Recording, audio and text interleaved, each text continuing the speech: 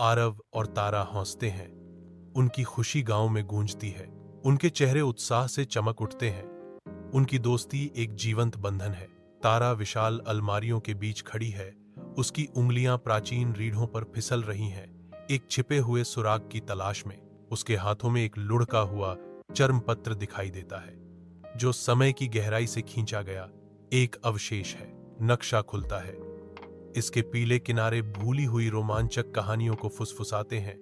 जैसे एक आवाज गूंजती है, सूरज की छांव में छिपा है खजाना, लेकिन उसका रक्षक एक अजूबा है। अरव और तारा घने जंगल में प्रवेश करते हैं, एक पुरानी नक्शे द्वारा निर्देशित, जो अनकही दौलत का वादा करता है। टॉर्च की रोशनी छाया से होकर गुजरती है, जो अज्ञात में एक रास्ता दिखाती है। आरव और तारा नीली गुफा की गहराई में प्रवेश करते हैं, जहां अंधेरा राज करता है। टॉर्च अंधेरे को चीरती है, गुफा के रहस्यों को उजागर करती है। गुफा का कमरा अजीब चित्रों से भरा है। तारा की निगाहें एक पत्थर की दीवार की ओर खींची जाती हैं। धूप पत्थर की दीवार से छनकर चित्रों को प्रकाशित करती है। आरव चिल्लाता है, शायद यह सन शैडो है। तारा प्राचीन प्रतीकों को छूती है, जो सुप्त अवस्था में पड़ी चीज को जगाने की एक मौन प्रार्थना है। धरती उसके पैरों के नीचे कांपती है, उसके स्पर्श की प्रतिक्रिया। पत्थर दीवार के खिलाफ पीसता है, क्योंकि दीवार रास्ता देती है। एक गुप्त मार्ग का पता चलता है। जो लालच से आता है वह वापस नहीं जाएगा। एक पत्थर का ड्रैगन जमीन से उठता है। तारा डर गई। उसकी आंखें दहशत से चौड़ी थीं। आरव पत्थर के बने ड्रैगन की जांच करता है। उसकी आंखें उस पर बने सूर्य के प्रतीक पर टिकी हैं। आरव अपनी मशाल चमकाता है और अजगर धीरे धीरे पत्थर में बदल जाता है। अजगर हिलना बंद कर देता है। आरव और तारा खजाने को अनदेखा करते हैं।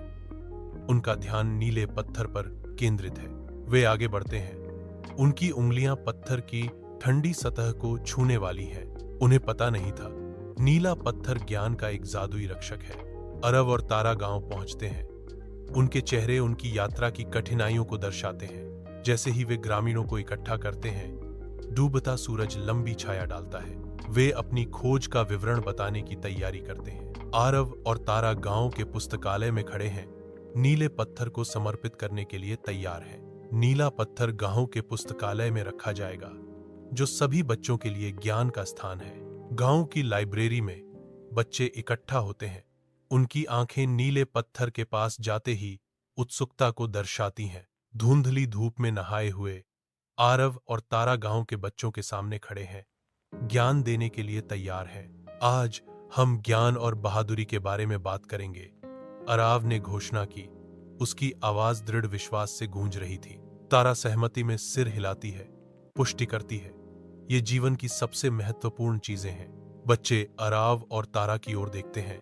उनके चेहरे जिज्ञासा और प्रत्याशा से चमक रहे हैं। आरव और तारा एक दूसरे के बगल में खड़े हैं, युवा दिमागों के साथ पुस्तकालय को जीवंत होते देख रहे हैं। पुस्तकालय के द्वार खुलते हैं और बच्चे बाहर आते हैं। उनके चेहरे नए ज्ञान की रोशनी से चमक रहे हैं।